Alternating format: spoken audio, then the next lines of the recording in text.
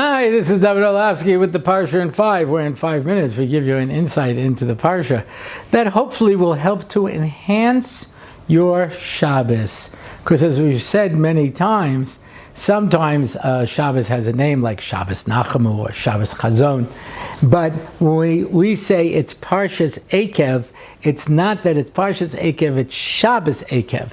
That Parsha captures the Shabbos. Now, Eikev has a lot of famous psukim in it. You've got Birkas HaMazon, and you've got a reference to Elul already starting. We've got a lot of great stuff here. I want to focus on one of the famous psukim in this week's Parsha. And now, what does God ask from you? To fear God. To walk in all of His ways. To love Him.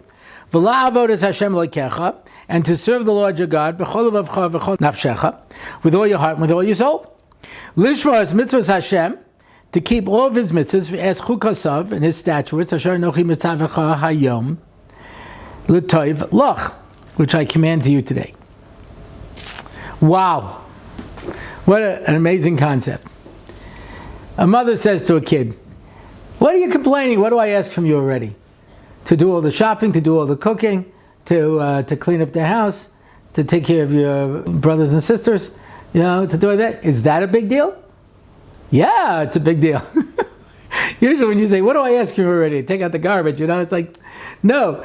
What do I ask from you? To love God with all your heart, with all your soul, to serve Him, to be in awe of Him, to keep all of the mitzvahs, do everything. Is that such a big deal? It seems like a strange thing to say. But we have to put it into a context. And Rashi puts it into a context.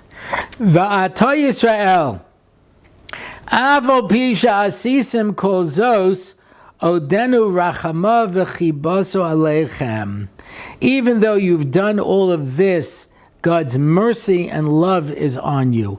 Amikol ma shechatoschem lefanav Eini shol mikem ella. Nonetheless, this is all I ask. So, there's a concept in Christianity called original sin. It's the most original sin ever in the whole wide world, right? That because Adam and Eve ate from the tree of knowledge, you are cursed, you can never find redemption, and only when God sends down His Son to die for you can you be forgiven. Otherwise, you are stained with sin, and there's no way to remove that. That's called original sin. We don't believe that in Judaism.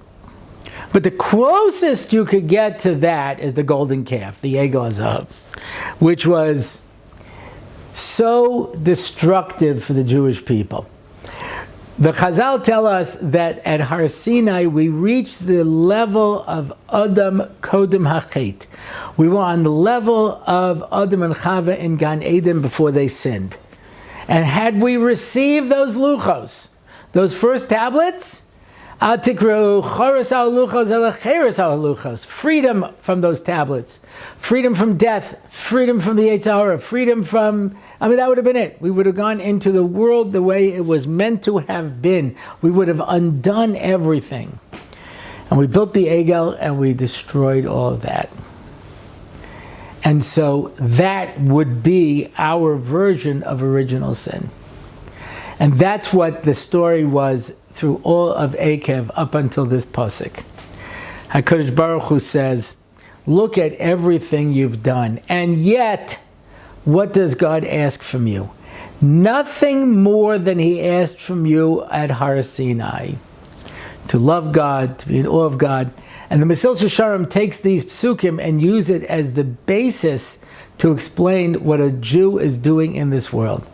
Most Jews just focus on doing mitzvahs, but that's only one of the categories. Kavanas alev, having proper kavana, loving God, being in awe of God. Yeah, halicha b'drachav, to be fix all of our midos. All of these are areas that are essential to a Jew. And that's what Hashem gave us at Har Sinai. And now, even though you built the Egel, even though you served the golden calf, even though all of that, Hashem forgave you, And you can continue to do what I had originally put you in this world to do when I gave you the Torah. Because we're here to be able to live lives of spiritual greatness. And we don't say, well, after you did this, it'll never be the same and you'll never be forgiven. And, no. No, you can now go on to be able to live great and meaningful lives.